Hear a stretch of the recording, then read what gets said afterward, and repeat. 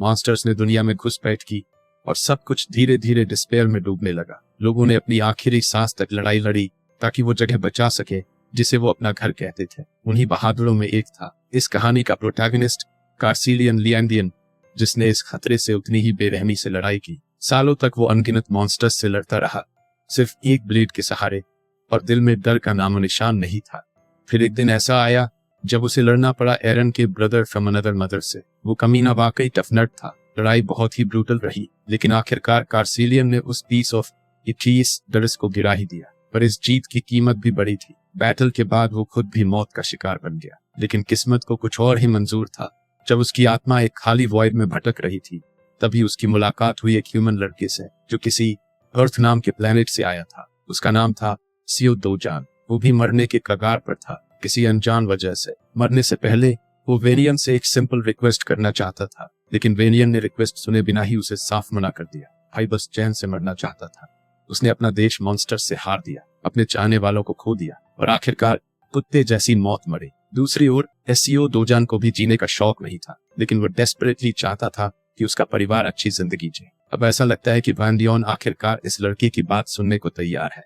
जैसे ही वो राजी हुआ, लड़का ऐसे खुश हुआ जैसे कोई बच्चा कैंडी स्टोर में घुस गया हो। उसने हिम्मत जुटाकर कहा, बस चाहता हूं मेरा परिवार पीसफुली जी पाए। और इस तरह कार्सिलियन ने उसकी रिक्वेस्ट ग्लैडली एक्सेप्ट कर ली। उसका नया मिशन था उस परिवार की प्रोटेक्शन, और वो पहुंच गया अर्थ पर एसियो दोजान की टीनेज बॉडी में। अब उसका टारगेट है नम्सन गेट में इन्फिल्ट्रेट करना, जो सी रैंक पर रखा गया है ऑब्वियस रीजंस की वजह से। वहां सिर्फ रजिस्टर्ड हीरोज को एंट्री मिलती है। गेट पर एक ऑटोमेटेड मशीन बार बार चिल्ला रही है, please scan your ID card. लेकिन भाई के पास आईडी कहां से आएगी? तो वो सीधा ऑथोराइज्ड बिल्डिंग में घुस गया, फुल फोर्स से गेट तोड़कर। सिक्योरिटी अलार्म बुरी तरह ब्लेयर करने लगा। Unauthorised infiltration detected. अंदर पहुंचकर वो आराम से घूमने लगा, मॉन्स्टर ढूंढने के मूड में। तभी उसका सामना हुआ एक हीरोज की पार्टी से। वो लोग ऑफिशियली लाइसेंस्ड थे और ऑथोराइज्ड एंट्री के साथ आए थे। उन्होंने उसे देखा और सोचा शायद कोई लॉस्ट बंदा है, तो पोलाइटली रास्ता दिखाने की ऑफर दी। क्योंकि वो खुद भी बाहर की ओर जा रहे थे, उन्होंने सोचा उसे साथ ही ले चलते हैं। लेकिन दोजान एकदम चुप रहा। वाइब ही अजीब सी थी। वो कैजुअल कपड़े पहने था, बिल्कुल हीरो जैसा नहीं लग रहा था। हाँ, आजकल पोर्टर्स जरूर कैजुअली कपड़े पहनते हैं, लेकिन भाई का आउटफिट तो हद से ज्यादा सिंपल था। और उस बैग में क्या था, ये भी सवाल बना रहा। उन्हें शक था कि शायद ये कोई क्लूलेस पोर्टर है जिसे उसकी पार्टी ने छोड़ दिया। फिर भी कुछ ठीक नहीं लग रहा था। आखिरकार दोजान बोलता है, वो जानता है कि लोग उसके प्रेजेंस को सस्पिशियस मान रहे हैं, लेकिन वो खुद आया है बिना किसी हीरो पार्टी के।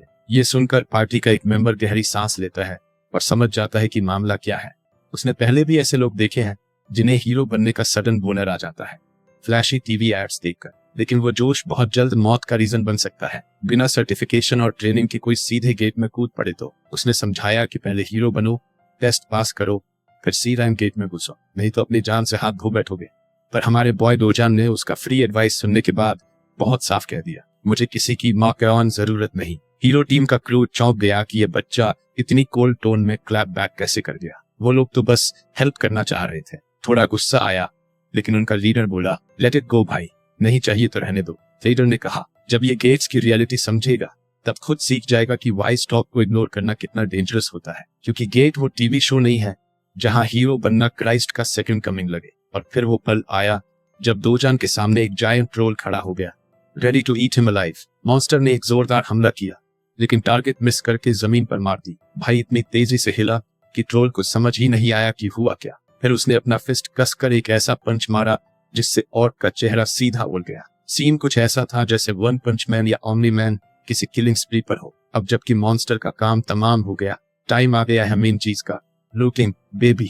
सबसे पहले उसने उस तलवार को उठाया जो वो कमीना लेकर घूम रहा था। फिर उसी सोर्ड से मॉन्स्टर की बॉडी को चीरकर एक शाइनी जेम स्टोन निकाली। ये एक लो ग्रेड मैजिक स्टोन थी, इतनी बेकार कि दोजान ने अपनी पास्ट लाइफ में कभी इसे हाथ तक नहीं लगाया। लेकिन इस समय वो कंगाल है तो मजबूरी है। तभी अचानक कई और मॉन्स्टर्स वहां आ धमकते हैं, अपने मरे हुए दोस्त को देखकर बुरी तरह भड़के हुए।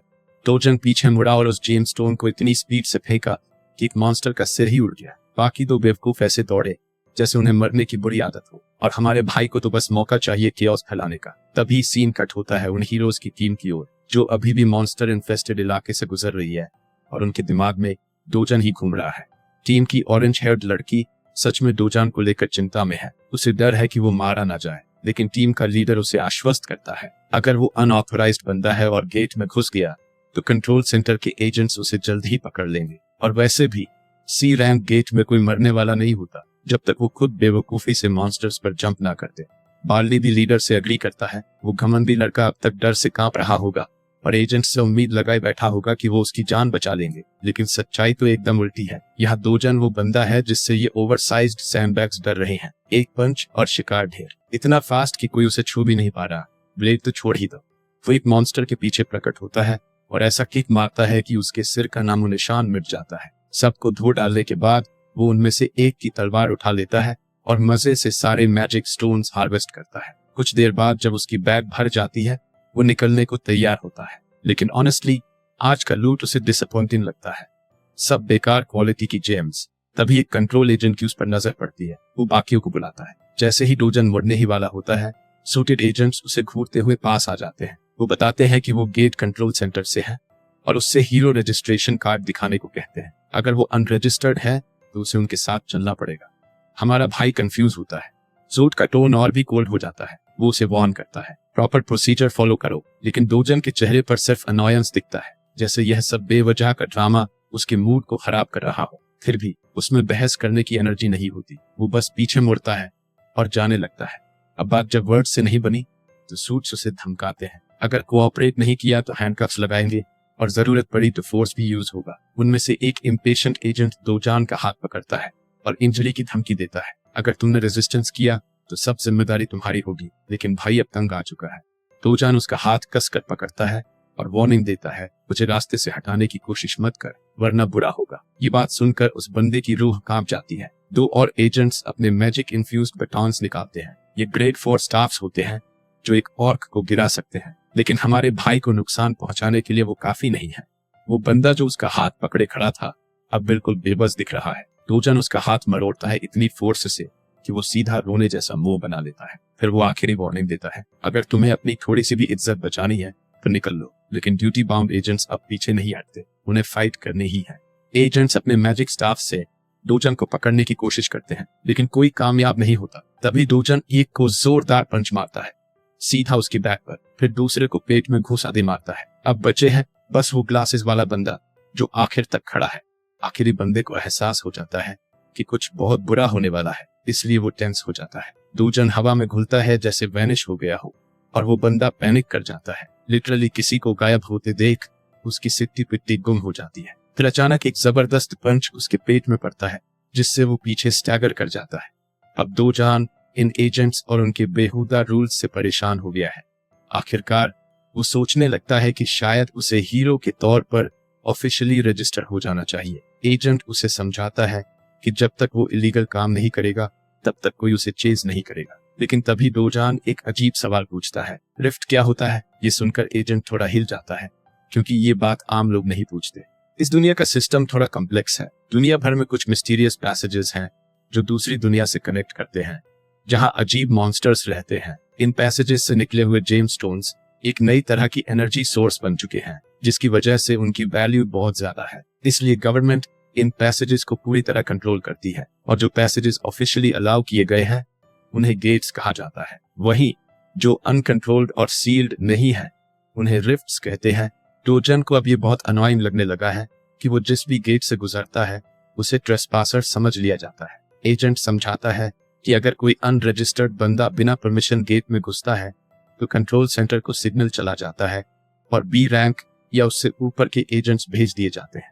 अब जब डोजन ने रिफ्ट में घुसने की बात की तो एजेंट उसे सख्त वार्निंग देता है कि रिफ्ट में अनऑथराइज्ड एंट्री सीधे पनिशमेंट दिला सकती है। No warning, no negotiation. मगर डोजान अब किसी भी एक्सप्लेनेशन में इंटरेस्टेड नहीं है। वो उस एजेंट को सीधे उसके चेहरे से पकड़ता है और ऐसे फेंकता है जैसे कोई पुराना रैग हो। अब वो एजेंट अंदर से रिग्रेट फील कर रहा है कि काश उसने हेडक्वार्टर्स को पहले ही कॉल कर लिया होता, क्योंकि ये सीन अब उसके पे ग्रेड से बाहर जा चुका है। डोजान जाते जाते एक बार पीछे मुड़कर उसे देखता है और सोचता है कि यह बंदा कितना पैथेटिक है। उस एजेंट का हाथ फ्रैक्चर हो चुका है और वो अब चिल्ला चिल्ला कर उसे पकड़ने की धमकी दे रहा है। सीन शिफ्ट होता है soul gas and digital complex की तरफ, जो अब हीरो कॉम्प्लेक्स के नाम से जाना जाता है। यहाँ पर गेट से मिली सारी चीजों की बाइंग और सेलिंग होती है। आजकल ये जगह बहुत ज्यादा बिजी है। डोजन वहां के एक स्टोर में घुसता है जहां जेम स्टोन्स का कारोबार होता है। अंदर एक जेन जी टाइप लड़का रील्स स्क्रॉल करता मिल जाता है। जैसे ही डोजान उसे स्टोन्स बेचने की बात करता है, वो स्मार्ट शॉपकीपर तुरंत अपनी दुकान की तारीफों के पुल बांधना शुरू कर देता है। बोलता है कि उनकी ब्रांच पूरे देश में सबसे ज्यादा रेट देती है। डोजन अपने सारे मॉन्स्टर ब्लड से सने low grade magic stones counter पर रख देता है, जिससे स्टोर ओनर की शक्ल बिगड़ जाती है, जैसे उसे किसी ने चुपके से धो दिया हो। फिर भी वो ज्यादा कंप्लेन नहीं करता और ट्रांजैक्शन प्रोसेस में लग जाता है। वो डोजन से पूछता है क्या उसे कॉफी चाहिए और फिर साफ सफाई करते हुए ब्लड हटाता है। थोड़ी देर बाद वो पूरे स्टोन्स की वैल्यू कैलकुलेट करता है। 12 लो ग्रेड, 16 मीडियम ग्रेड और कुछ अपर लोअर ग्रेड स्टोन्स मिलाकर टोटल बनता है लगभग 5.5 मिलियन वन, वो भी 40% कमीशन डिडक्ट करने के बाद। डोजन को ये बात हजम नहीं होती। उसने सारी मेहनत की, जान खतरे में डाली और ये बंदा आराम से 40% काट रहा है। शॉप ओनर गर्व से कहता है कि वो ऑलरेडी जेनरस है क्योंकि बाकी शॉप्स 45% या उससे ज्यादा लेते हैं।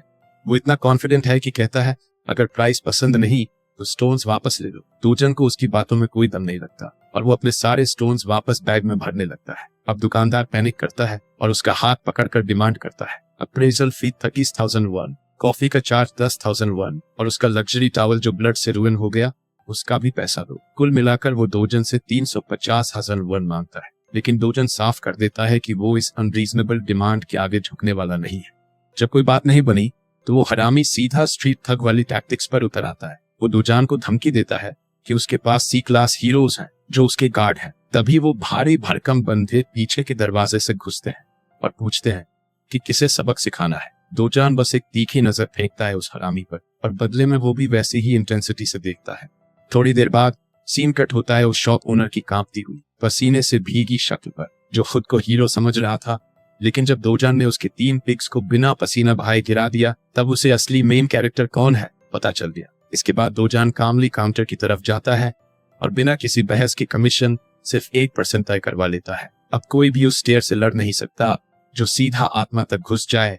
डोजान आराम से बाहर निकलता है, हाथ में नोटों का मोटा बंडल लिए जो उसने अपने पसीने या यूं कहो कि मुक्कों से कमाया है। घर पहुंचते ही उसकी दादी और छोटी बहन दोनों पैसों की ढेर देखकर दंग रह जाती है। दादी पा को तो शक होता है कि ये सब नकली पैसे हैं। डोजान झट से बोलता है कि उसने एक दोस्त को पैसे उधार दिए थे जिसने अब एक बिजनेस शुरू किया और वो जबरदस्त चल पड़ा। दादी को यकीन नहीं होता कि उसका पोता किसी का चाइल्डहुड फ्रेंड भी हो सकता है, लेकिन वो ज्यादा सवाल नहीं करती। वहीं उसकी बहन तो खुश होकर उछलने लगती है जैसे अब वो अमीर हो गई हो। उसकी प्यारी बहन की खुशी देखकर डोजान को एहसास होता है कि वो वाकई प्रोग्रेस कर रहा है। उसे याद आता है उस लड़के की आखिरी ख्वाहिश जिसके शरीर में अब वो जी रहा है। उसका आखिरी सपना था कि उसकी दादी और हाफ सिस्टर यूनयोंग एक सेफ और खुशहाल जिंदगी जिए। उस लड़के की आत्मा गायब हो चुकी थी और डोजन को मौका भी नहीं मिला था कुछ कहने का। जब उसने होश संभाला तब तक वो एसईओ डोजन बन चुका था। अब उसका मिशन साफ है, इस छोटी फैमिली को सिक्योर और खुश रखना। इसके लिए वो कोरिया का सबसे सुरक्षित घर खरीदना चाहता है जिसकी कीमत है 110 बिलियन वॉन। पैसे कमाना उसके लिए कोई बड़ी बात नहीं, बस उसे अपनी ओरिजिनल ताकत वापस पानी है। ये दुनिया काफी हद तक वैसी ही है जैसी उसकी पिछली डिस्ट्रॉयड वर्ल्ड थी, बस यहाँ के मॉन्स्टर्स, गेट्स और रिफ्ट्स थोड़े कमजोर हैं। डोजन जो पिछले जन्म में सोर्ड गॉड था, इस जगह को सिर्फ एक सैंडबॉक्स समझता है। अभी तक तो वो अपनी असली ताकत का सिर्फ 10वां हिस्सा ही इस्तेमाल कर रहा है। तभी दरवाजे पर नॉक होता है और एक विजिटर खुद को डोजन से मिलने आया बताता है। डोजन दरवाजा खोलता है तो सामने 2 गुंडे खड़े हैं। वो लोग 48 मिलियन वॉन का पुराना कर्ज वसूलने आए हैं।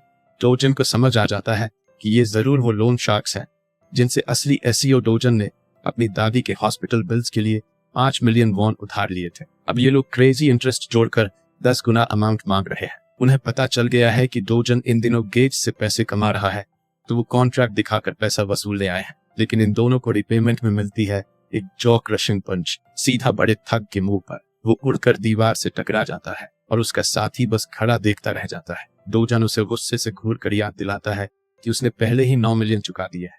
सीधी बात, अब अगर हिसाब लगाओ तो ये लोग डोजान को इंटरेस्ट दें। फिर वो एक और पंच मारता है, इतना जोर से कि दूसरा ठग रोने लगता है। डोजान उसे कहता है कि जाकर अपने बॉस से बोल देना डोजान खुद मिलने आ रहा है। इसके बाद सीन कट होता है एक शॉपिंग मॉल की तरफ जो लोगों से भरा हुआ है। वहां डोजान अपनी बहन ओनियोंग को एक टेडी बेयर स्टोर में ले आया है। आज वो उसे जो चाहे दिलाने वाला है। वैसे तो दोजान पहले इतना सॉफ्ट हार्टेड नहीं था, लेकिन ओरिजिनल सीईओ दोजान की यादों ने उसके दिल को इंसानियत से भर दिया है।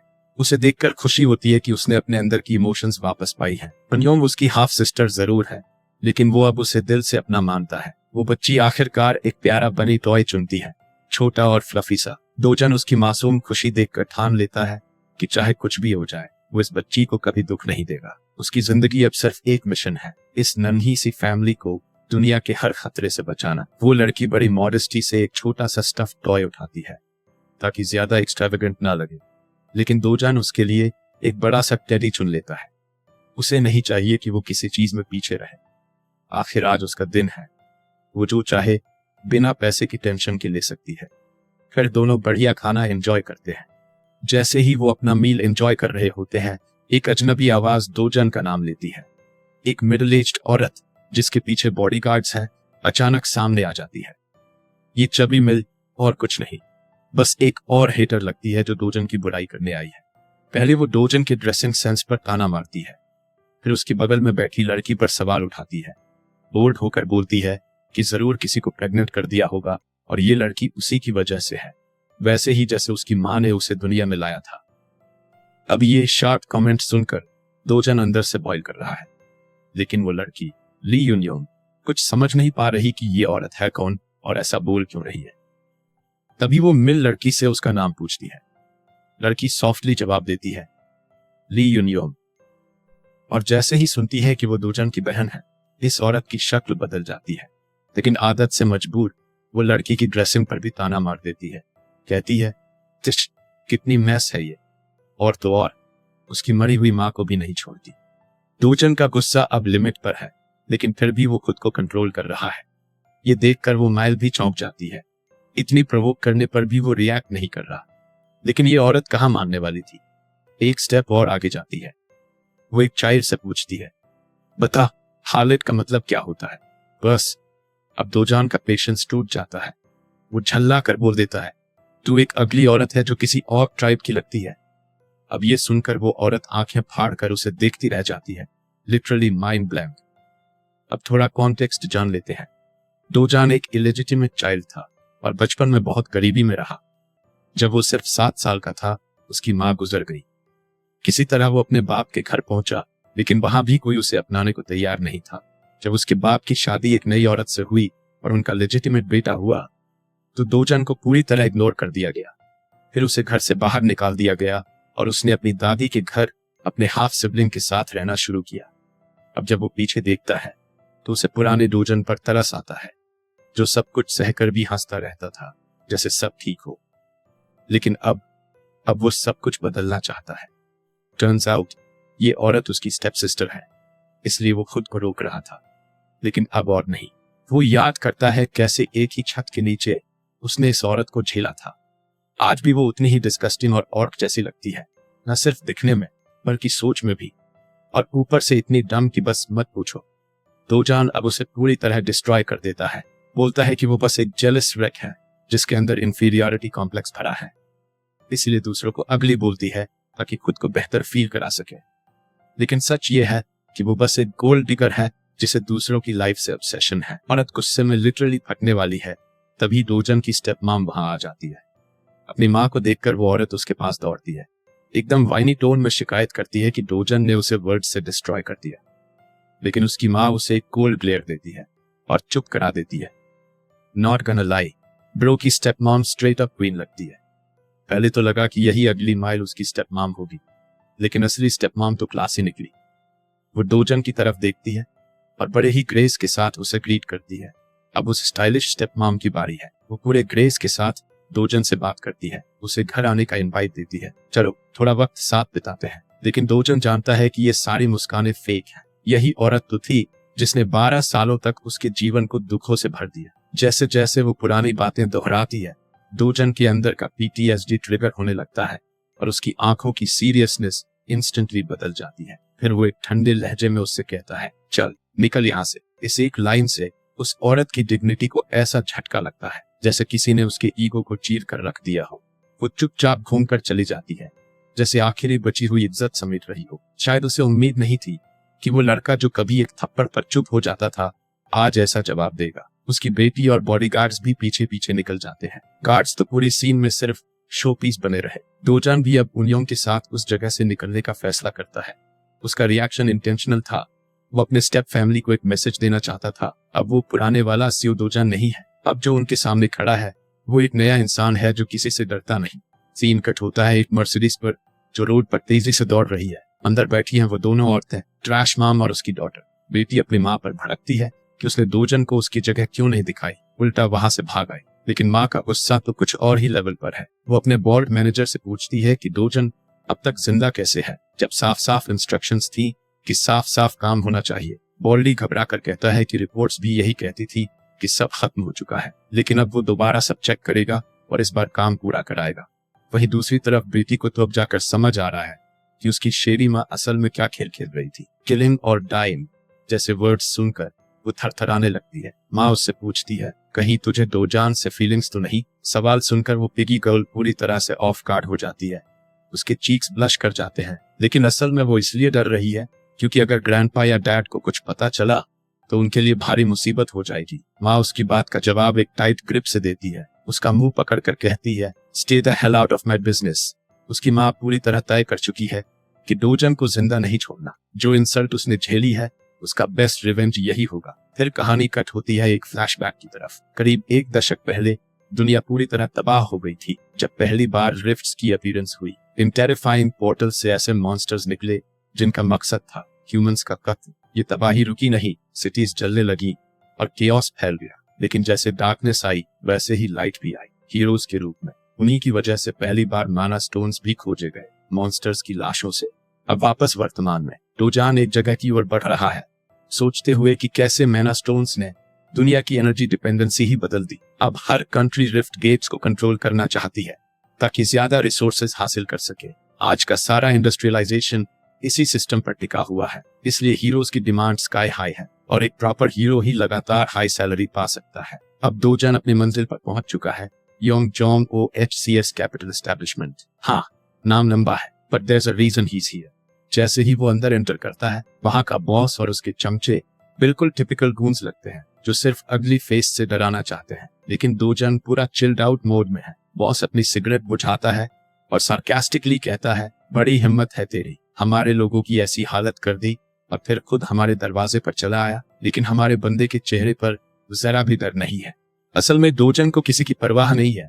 ये बात खुलकर सामने आती है। वो बड़े स्मार्ट तरीके से बॉस को बताता है कि असल में खुद डोजान ही नुकसान में है। ये बात बॉस को बिल्कुल समझ नहीं आती तो वो क्लैरिफिकेशन मांगता है। डोजान बताता है कि वो यहाँ आया है अपनी कॉम्पनसेशन लेने, क्योंकि इन क्लाउन्स की वजह से उसे मेंटल, फिजिकल और मटेरियल लॉसेस झेलने पड़े हैं। बॉस ने पहली बार देखा कि ये लड़का अब पहले जैसा सॉफ्ट स्पोकन नहीं रहा। उसकी पर्सनैलिटी में कोई बड़ा बदलाव आया है। उसने जो लाकी भेजा था उसे वही लड़का पस्त कर चुका है।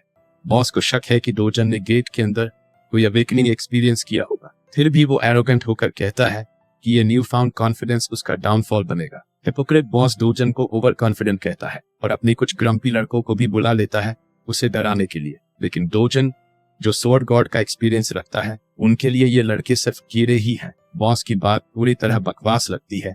उसका कहना है कि अवेकेंड लोग भी आखिर में लो क्लास हीरोज की तरह मर जाते हैं। मजेदार बात यह है कि बॉस सोचता है डोजान B क्लास हीरो से ऊपर नहीं है और उनकी ऑर्गेनाइजेशन आसानी से उसे हरा सकती है। दूसरी ओर डोजान बैकग्राउंड में सोफे पर आराम से बैठा है जबकि 5 लोग उसे घूर रहे हैं। वो बिना किसी अम्यूजमेंट के बॉस को कहता है कि वापस बैठ जाए। बॉस हैरान रह जाता है कि डोजान उसी सीरियस टोन में बात कर रहा है। तभी एक लड़का प्रोवोक्ड होकर डोजान को चैलेंज देता है। डोजान अपनी ग्लासेस उतारता है और कंफ्यूजन बढ़ाता है। फिर एकदम माइक टाइसन के पंच जैसा एक रॉकेट पंच उस लड़के के चेहरे पर लगाता है। लड़का हवा में उड़ जाता है। उसके दोस्त शॉक में रह जाते हैं। लेकिन ये सब नहीं, डोजान बाकी लड़कों को भी नॉक डाउन कर देता है। ये फाइट लड़ते हुए भी वो बॉस की शेरी मनी लेंडिंग बिजनेस की बात करता रहता है। उसने ऑरेंज हेयर पंक पर भी एक पंच मारा जो नकली आईडी बिजनेस चलाता है। डोजान कहता है कि उसे एक ऑफिशियल हीरो आइडेंटिटी चाहिए ताकि वो लीगल तरीके से पैसे कमा सके। आखिरी लड़के के अटैक से बचते हुए डोजान ट्रिपल पंच से उसे भी नीचे गिरा देता है और पूरा ग्रुप उसकी स्पेशल स्लीपिंग रूटीन में सो जाता है जो 100% काम करती है। डोजान अपनी डिमांड्स बताता है। उसे एक फुल प्रूफ आइडेंटिटी चाहिए जो बाद में किसी तरह की समस्या न बनाए। बॉस चौंक जाता है कि ये सब कुछ सेकंड्स में हो गया। कुछ लड़कों ने लड़ाई में इंटरफियर नहीं किया, जो उनकी वीकनेस बताता है। बॉस सोच में पड़ जाता है कि डोजन बी क्लास हीरो हो सकता है। उसे याद दिलाना पड़ता है कि फोकस करे। अंत में बॉस ये जॉब एक्सेप्ट कर लेता है। डोजन पोलाइटली बॉस का शोल्डर पकड़ता है और इंटिमिडेटिंग लुक देता है। वो जानना चाहता है कि क्या होंग हीजो, उसकी स्टेप मॉम, ने उस पर हिट ऑर्डर दिया है। बॉस स्पीचलेस हो जाता है। डोजन इतनी जोर से पकड़ता है कि बॉस दर्द से चिल्लाता है। उसकी लड़के भी मदद के लिए कुछ नहीं कर पाते। फिर बॉस बताता है कि उसकी स्टेप मॉम की साजिश क्या थी। वो डोजन के बैंक अकाउंट से पैसा निकालकर उसे फाइनेंशियल इंस्टेबिलिटी में डालना चाहती थी ताकि वो सुसाइड करे। सच में ये एक ईवल प्लान था, खासकर अपने ही बेटे के खिलाफ। डोजन ये सब सुनता है। थोड़ी देर उसकी दया आती है और वो बॉस को छोड़ देता है। सोचने वाली बात ये है, क्या ये भी एक रीजन था कि उसे उस गेट के अंदर बंद कर दिया गया? और अब बॉस, हाँ वही डेडली दिखने वाला बंदा, एकदम इनोसेंट सा बन जाता है, जैसे उसका तो कोई लेना देना ही नहीं इस पूरे सीन से। वो तो ये तक बोल देता है कि भाई अगर तू मर जाता गेट के अंदर तो मुझे तो पैसे भी नहीं मिलते तेरी एग्जीक्यूशन के। और वहीं से दिमाग की लाइट जलती है डोजन की। अब लग रहा है कि शायद बॉस सच में झूठ नहीं बोल रहा। डोजन वहीं खड़ा खड़ा बोलता है, काम चोलबू, और ये वही नाम है उस बंदे का जिसने उसे पहली बार इस गेट में घुसवाया था। अब भाई का टारगेट क्लियर है।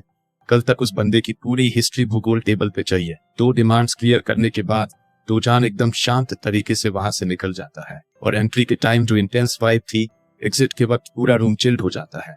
अब फिर से वही ओल्ड मूड। भाई डीप थॉट में चला गया। द रियल सीओ डोजन सिर्फ एक चीज चाहता था, अपनी छोटी बहन और दादी को हर हालत में सेफ रखना। बाकी सब चीजें बस एक्स्ट्रा दर्द देती थी। और उसी दर्द की एक नई परत अभी जुड़ी है। लेकिन टेंशन नहीं लेने का, क्योंकि अब स्वॉर्ड गॉड तैयार है सब कुछ रीसेट करने के लिए। नेक्स्ट डे, बूम, हमारा बंदा ऑफिशियली रजिस्टर हो चुका है। और गेस व्हाट, उसे मिलती है बी रैंक, जो कि सरप्राइजिंगली काफी सॉलिड है। वरना बाकी स्टोरीज में तो हीरो को एफ रैंक देकर सिंपैथी बिल्ड की जाती है, लेकिन यहाँ नो ड्रामा, स्ट्रेट पावर। जैसे ही वो कार्ड मशीन पर टैप करता है, सिस्टम उसकी आइडेंटिटी वेरीफाई कर देता है। लेकिन तभी एक चीकी सी वार्निंग मिलती है, हाई तेरी रैंक उस क्वेस्ट के लिए काफी लो है जो तू करने जा रहा है। अब डोजन थोड़ी इरिटेशन में है। सोचता है उस बंदे से थोड़ा और लड़ाई कर लेता तो शायद ए रैंक दे देता, पर अब तो भाई ने ठान लिया है। सिस्टम कितना भी बोले डोंट एंटर, इट्स डेंजरस, उसके डिक्शनरी में डर नाम का कोई चैप्टर है ही नहीं। और डोजन सीधा निकल पड़ता है नाइट आइलैंड गेट की तरफ। अब जरा गेट की बात कर लेते हैं। टेक्निकली तो ये एक बी रैंक गेट है, लेकिन इसका मतलब ये नहीं कि कोई बी रैंक हंटर इसमें सरवाइव कर सकता है। एक्सपर्ट्स कहते हैं कि हमेशा गेट से एक लेवल हायर हंटर को भेजा जाना चाहिए। प्लस इसका लेआउट भी बी रैंक टाइप है, मतलब फैलाव बहुत है, सोलो हंटिंग मुश्किल हो सकती है। लेकिन गुड न्यूज, गेट टनल्स की शेप में है, मतलब थोड़ी सी टैक्टिकल पोजीशनिंग से सोलो में भी काम चल सकता है। रिकमेंडेड तो ए रैंक हीरोज होते हैं, but again dozen is dozen, risk और फियर उसके लिए बस 2 जोक्स हैं। अब शुरू होती है असली एक्शन सीन। उसके सामने आता है उसका पहला ओपोनेंट, एक जायंट सर्पेंट जिसकी बॉडी से पर्पल केओस वाली ऑरा निकल रही है। नॉर्मल बंदे तो इसे देखकर डर के मारे फ्रीज हो जाए, लेकिन डोजन भाई तो उसे देखकर स्माइल कर देता है। उसके लिए ये लकी साइन है। अब ग्लव्स टाइट करता है और बैटल शुरू। और सर्पेंट अकेला नहीं आया, उसके साथ है उसका पूरा गैंग, जिनकी जीप देखकर ऐसा लग रहा है जैसे एलियन मूवी का सीक्वल शूट हो रहा हो। लेकिन हमारे भाई को इससे क्या, एक के बाद एक मॉन्स्टर पे सच ब्रूटल अटैक्स करता है कि वो अपनी माना स्टोन्स तक छोड़ जाते हैं। लिटरली लगता है जैसे वो कभी थे ही नहीं। अब बात करें इन मॉन्स्टर्स की। ब्लैक किलिंग वाइपर, जिनका हाईलाइट है हाइपर एक्टिव पैरालिसिस पॉइजन। जरा सा भी टच किया तो हंटर सीधा ग्राउंड पर। लेकिन डोजन क्या करता है, बुलेट स्पीड में लॉन्च होता है और सर्पेंट को ऐसे काटता है जैसे कोई टोमेटो हो। ब्लड स्प्लैश, फुल डिस्ट्रक्शन, और बस कुछ ही सेकंड में मॉन्स्टर 2 टुकड़ों में। अब ग्लव्स चेक करता है, 300,001 में खरीदे थे और पॉइजन को रेजिस्ट भी कर रहे हैं, वर्थ इट। अब बचे हैं 4 और सर्पेंट्स, भाई उनका भी वही हाल करता है। फुल स्पीड स्ट्राइक्स, सिर के आर पार और ब्लड एवरीवेयर। लेकिन डिसअपॉइंटमेंट ये कि इतने सारे मॉन्स्टर्स के बाद भी नो माना स्टोन ड्रॉप्स। और फिर उसे याद आता है कि इस दुनिया की रूल्स के हिसाब से इनका ड्रॉप रेट सिर्फ 3% है। तो भाई को हंड्रेड्स मारने पड़ेंगे एक अच्छे लूट के लिए। चलते चलते उसे एक और बला मिलती है, मिस्टर बोनहेड। अब आप सोच रहे होंगे कि शायद ये बॉस है।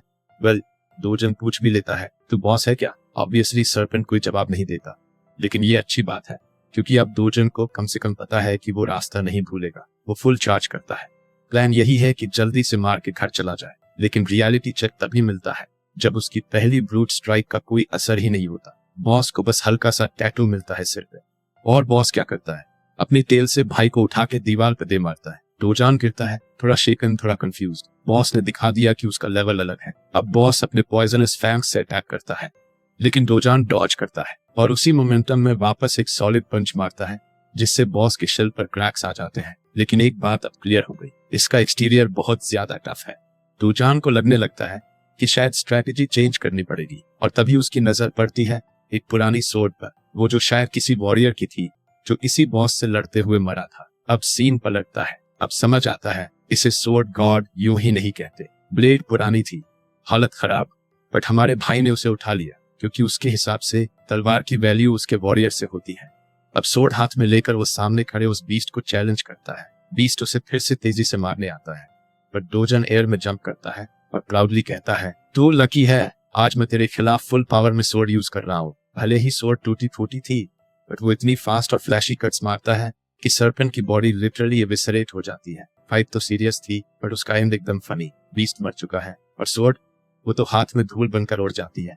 फाइट के बाद भी भाई का दिमाग चालू है। वो बॉस के फैन को निकाल लेता है और सोचता है इससे तो एक किलर शॉर्ट सोर्ड बन सकती है, और उसी को अपनी रिवॉर्ड मानकर गेट से बाहर निकल जाता है। गेट के बाहर अब नाइट हो चुकी है, sky full of stars. Time लगा ज्यादा, लेकिन वर्थ इट था। और अब जो फीलिंग आती है वो ये कि भाई को अपनी पावर वापस लानी ही है, नो मैटर व्हाट। और एक छोटा सा सुकून भी है, उसके पुराने दोस्त उसे इस कमजोर हालत में नहीं देख पाए, क्योंकि that would have been super embarrassing. शिकार से लौटकर वो सीधे मैजिक स्टोन्स की अप्रेजल और सेल के लिए जाता है। उससे पहले एक और हीरो अपने जमा किए गए स्टोन्स लेकर वहां आता है। चीप एस रिसेप्शनिस्ट उसे बांड एक्शन जैसा ट्रीट करता है और कहता है कि कमीशन रेट वही 40% रहेगा। इतना इनोसेंट बंदा भी उस हाई रेट के पीछे की मेहनत को फील कर सकता है। वो खुलेआम अपने कंसर्न बताता है और खुद को एक नॉर्मल आदमी कहता है। रिसेप्शनिस्ट, जैसे उसने पहले डोजन के साथ किया था, समझाता है कि उनका रेट सभी अप्रेजल ट्रेड्स में लोएस्ट है। गेट सेंटर में 5% है, लेकिन वो टैक्स के बिना है। उस स्लीजी अप्रेजर की नजर में ये हीरोज के लिए एक बढ़िया डील है, जिससे उन्हें अच्छा पैसा मिलता है। हीरो को पैसे दे दिए जाते हैं और वो ज्यादा कंप्लेन नहीं करता, बस रिसेप्शनिस्ट के घायल चेहरे के बारे में कंसर्न जताता है। मजे की बात यह है कि ये बंदा अभी भी वही पुरानी स्क्रिप्ट रिपीट कर रहा है, even after getting his face bashed. Pro casually कहता है कि पहले एक साइकोपैथ ने उसके गार्ड्स को उड़ा दिया और फिर उसे ये हाल दिया। हीरो को लगता है कि गलती रिसेप्शनिस्ट की है, जो सी रैंक वाले लो लेवल गार्ड्स वहां रखता है। आखिरकार उनके वर्ल्ड में सिर्फ रैंक ही मैटर नहीं करती, स्किल्स भी बहुत बड़ा रोल प्ले करती है। रैंक तो बस एक सुपरफिशियल सिस्टम है जो एबिलिटीज का सही स्केल नहीं दिखाता। हीरो वाइजली पॉइंट करता है कि एक ही रैंक के लोग स्किल और पावर में काफी डिफरेंट हो सकते हैं, इसलिए उन्हें एक जैसा ट्रीट नहीं किया जा सकता। ऊपर से एक लाउजी गार्ड जो दिन भर दुकान पर बैठा रहता है और एक हीरो जो जान पर खेलकर बीस्ट से लड़ता है, इन दोनों की बराबरी नहीं हो सकती, भले ही वो बंदा सही बातें कह रहा हो। रिसेप्शनिस्ट चाहता है कि वो बंद करे और निकल ले। हीरो जाते जाते ऑफर करता है कि अगर कभी जरूरत पड़ी तो वो हेल्प करेगा। जैसे ही वो निकलता है, हमारा बॉय बिल्कुल कोल्ड एक्सप्रेशन के साथ वहां से गुजरता है। उसे देखते ही रिसेप्शनिस्ट फ्रीक आउट कर जाता है और चिल्लाता है कि यही वो साइकोपैथ है जिसने उसका हाल किया था। हीरो मुड़कर दोनों को देखता है और इम्प्रेस होता है। वो डोजान की लीन फिजिक और काल्म वाइब नोट करता है, लेकिन जब उसे पता चलता है कि यही बंदा गार्ड्स की पिटाई के लिए रिस्पॉन्सिबल है, तो वो फाइट के लिए गियर अप होने लगता है।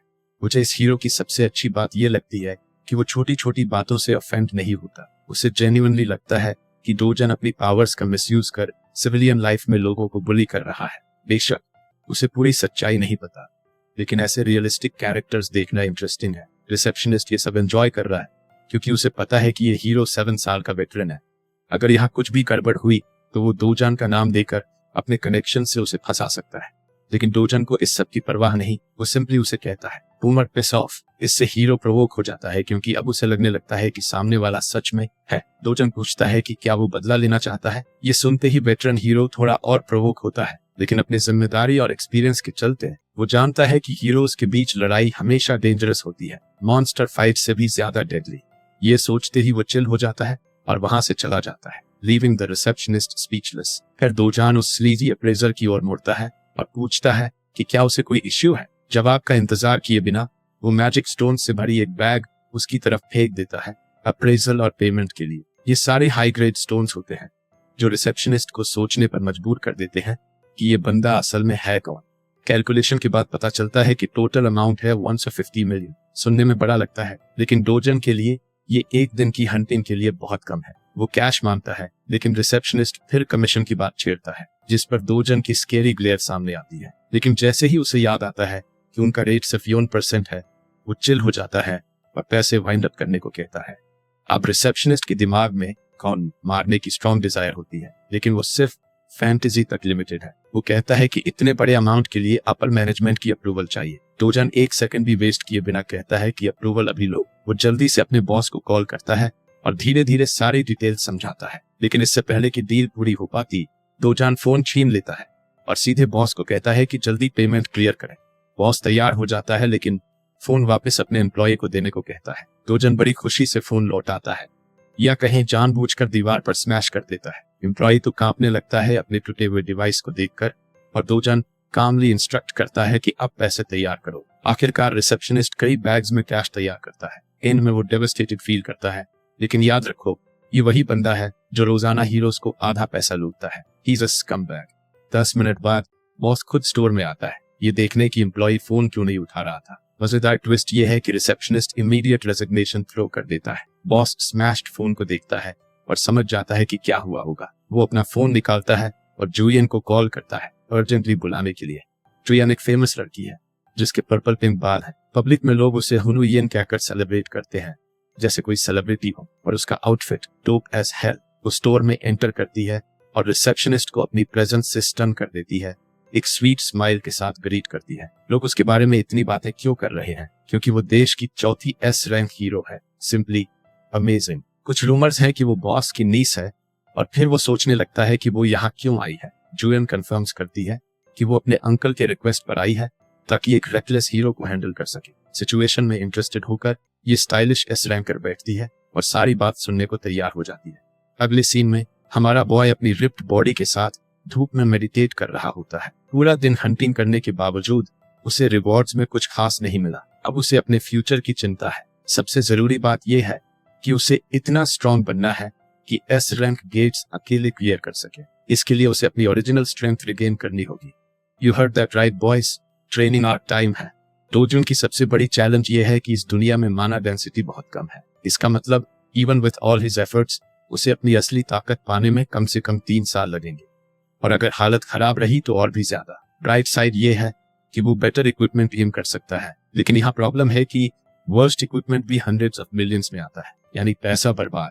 तभी उसे एक खतरनाक प्रेजेंस का एहसास होता है। अपनी नजर यूनियन पर फिक्स करते हुए वो लड़की को तेजी से उठाता है और सबको अंदर जाने को कहता है। घर के अंदर जाकर वो दरवाजा बंद कर देता है, जबकि उसकी ग्रैंडमा परेशान होकर पूछती है कि क्या हो रहा है। पूरा स्ट्रक्चर एक जोरदार झटके से हिलता है, जिससे ग्रैंडमा डर जाती है और सोचती है कि क्या ये भूकंप है। यूनियन भी पैनिक में है, लेकिन सच्चाई कुछ और है जो सिर्फ हमारा बॉय जानता है। ये सिर्फ अर्थक्वेक नहीं है, ये कुछ और है। दोजन वायलेंट और शार्प एनर्जी को फील करता है। एक रिफ्ट खुल चुकी है और वो भी उनके घर के ठीक ऊपर। वो तुरंत इसे हैंडल करने के लिए तैयार हो जाता है और अपने लव्ड वंस को कहता है कि वो अंदर ही रहें, क्योंकि बाहर की दुनिया अब बहुत ज्यादा डेंजरस हो गई है। थोड़ी स्पीड से वो रिफ्ट के एंट्रेंस में कट करता हुआ जाता है, जहां आखिरी आवाज उसके ग्रैंडमा और सिस्टर की होती है, जो उसका नाम पुकार रही होती है। सीन चेंज होता है सोल हीरो एसोसिएशन में, जहां सडन रिफ्ट के मापो रीजन में आने की खबर से सभी अलर्ट हो जाते हैं। ये रिफ्ट पिछले 63 दिन बाद आया है। पता चलता है कि व्हाइट लायन गिल्ड मापो के सबसे करीब है, इसलिए मैनेजर तुरंत अपने स्टाफ को गिल्ड से कांटेक्ट करके आसपास के हीरोज को बुलाने को कहता है ताकि सिचुएशन कंट्रोल हो सके। रिफ्ट की एग्जैक्ट लोकेशन चेक करने पर पता चलता है कि ये एक रेजिडेंशियल घर के ऊपर खुला है। ये सिचुएशन उनके लिए ट्रिकी है, क्योंकि अगर कोई सिविलियन रिफ्ट में चला गया तो उसकी मौत लगभग पक्की है, और रिफ्ट एक बार किसी के अंदर जाने के बाद और किसी को अंदर नहीं जाने देगा। अगर उस इंसान की मौत होती है तो 10 दिनों में एक बड़ी मॉन्स्टर वेव आएगी जो इलाके में कियोस और डिस्ट्रक्शन फैलाएगी। ये मॉन्स्टर वेव इतनी अनकंट्रोलेबल होगी कि सोल की सेफ्टी खतरे में पड़ जाएगी। मैनेजर जानना चाहता है कि किसने रिफ्ट में प्रवेश किया। पता चलता है कि ऐसे दोजन ने, जो घर का रेजिडेंट है, वहां जाकर परिवार की रक्षा के लिए रिफ्ट में गया। उसकी ग्रैंडमा के मुताबिक वो हीरो नहीं है, जो चीज सिचुएशन को और कॉम्प्लिकेटेड बनाती है, क्योंकि एक आम सिविलियन के रिफ्ट से वापस आने की संभावना लगभग ना के बराबर है। ये खबर स्टाफ को बहुत होपलेस और हेल्पलेस बना देती है। अगले सीन में दोजन की स्टेपमॉम बहुत गुस्से में है जब उसे उसके नए अवेकनिंग की खबर मिलती है। वो यकीन नहीं कर पाती। उसका असिस्टेंट बताता है कि भले ही डोजन ने ऑफिशियली हीरो एसोसिएशन में रजिस्ट्रेशन नहीं कराया, पर वे वेरीफाई कर चुके हैं कि वो अब अवेकेंड इंडिविजुअल है पिछले गेट एक्सपीरियंस के बाद। इससे वो फ्रस्ट्रेटेड हो जाती है क्योंकि कैम चोलवू को ये काम खत्म करना था, लेकिन उसने उसे और भी स्ट्रांग बना दिया। गुस्से में वो मैनेजर ली से चीखती है और कांग चोलवू को मैसेज भेजती है कि अगर उसने खुद दोजान को नहीं मारा तो उसे 10 गुना कॉम्पनसेट करना पड़ेगा। लेकिन असिस्टेंट ने नया रिफ्ट घर के ऊपर खुलने की खबर दी है, जिससे पता चलता है कि दोजान रिफ्ट में गया है और उसकी जिंदगी खतरे में है। होंगजू ये सुनकर खुश होती है और असिस्टेंट को सिचुएशन असेस करने को कहती है। दोजान अभी रिफ्ट की डोमेन में पहुंचा है। वहां का फॉरेस्ट वो है जहां उसने अपने यूथ में आराम से समय बिताया था, पाटिस्वा का फॉरेस्ट, जो बिल्कुल वैसा ही है जैसा उसे याद है। वहां की माना डेंसिटी भी उतनी ही रिच है। रास्ता पकड़ते हुए वो दुनिया के पावरफुल वर्ल्ड ट्री से फिर से मिलकर मुस्कुराता है। ये ट्री माना का सबसे शुद्ध स्रोत है, दुनिया की स्टेबिलिटी का कोर। पुराने वर्ल्ड के गिरने का कारण भी इसी ट्री का जलना था, जिससे माना फ्लो डिस्टर्ब हो गया था। रिफ्ट डिमेंशन में ये ट्री ठीक है जैसा वो याद करता है। मेडिटेशन करते हुए वो मैना को अब्सॉर्ब कर अपनी स्ट्रेंथ ग्रेजुअली बढ़ा रहा है। उसने 3 दिन इस तरह बिताए, बिना खाए पिए या बाकी जरूरतें पूरी की। 10 दिन गुजर गए और वो अपनी ब्रीदिंग को हार्मोनाइज करने में लगा था। लेकिन 10वें रात को ट्रबल आ गया। कुछ एलियन जैसे क्रीचर्स, जिन्हें वोल्कनीना कहा जाता है, आए हैं ताकि ट्री को जलाया जा सके, ठीक वैसे ही जैसे पुराने समय में हुआ था। क्रीचर्स ने अटैक किया और दोजन ने रिग्रेट किया कि उसके पास वाटर एलिमेंट की स्वॉर्ड नहीं है जिससे वो आसानी से सभी को गिरा सके। मगर अब उसके पास इतना मना है कि उसे वेपन की जरूरत नहीं है। वो खुद वेपन बन गया है। अपने हाथ फैलाकर वो माना की इतनी पावर निकालता है कि एक क्रीचर नीचे गिर जाता है, दूसरा स्टंट हो जाता है। ये अटैक मैना रिलीज कहलाता है, टेलीकिनेसिस नहीं। वोल्कनीना रिटेलिएट करते हैं, अपने मुंह से एनर्जी ब्लास्ट्स निकालते हैं जो तेजी से डोजन की तरफ बढ़ते हैं। डोजन पूरी तरह काल्म है क्योंकि उसकी माना उसे डैमेज से बचा रही है। वो क्रीचर्स की तरफ बढ़ता है, माना के बर्स्ट के साथ कहता है कि अब उसने वर्ल्ड ट्री को प्रोटेक्ट कर लिया है। क्रीचर्स फिर से एनर्जी ब्लास्ट देने की कोशिश करते हैं, लेकिन दोजन 2 को पकड़कर उनके मुंह बंद कर देता है। उनके अपने ब्लास्ट उनके मुंह में एक्सप्लोड हो जाते हैं और उनकी लाशें जलकर खत्म हो जाती हैं। उनकी लाशों से 2 वैल्यूएबल मैजिक स्टोन्स गिरती हैं। डोजन लड़ाई का मजा ले रहा है, इटर्नल एम्बर नाम का नया एबिलिटी अनलॉक कर रहा है। वो मॉन्स्टर्स को काटता और मारता है, माना स्टोन्स चुराता है। एक कॉइन सीड भी मिलता है जो सुनहरी चमक रहा है, इसे इटर्नल एम्बर कहते हैं। इसे लेकर वो माना कंट्रोल फिर से हासिल करता है और चिप को क्रश कर अपनी आग की माना शक्ति अनलॉक करता है। आमतौर पर स्ट्रेटजी ये होती कि वो वर्ल्ड ट्री से माना लेते रहे, लेकिन अभी उसकी बॉडी मैना अब्जॉर्प्शन के फिजिकल लिमिट्स पर पहुंच चुकी है। इसलिए दूसरा तरीका एम्बर अब्सॉर्ब करना है, जिससे उसकी माना स्टेट फायर मैना में बदल जाती है। उसने एम्बर अब्सॉर्ब करना शुरू किया है। हर एक में लगभग 10 मिनट लगते हैं। खुशी की बात है कि उसके पास एम्बर का बड़ा कलेक्शन है, इसलिए उसकी गोल ज्यादा से ज्यादा अब्सॉर्ब करना है।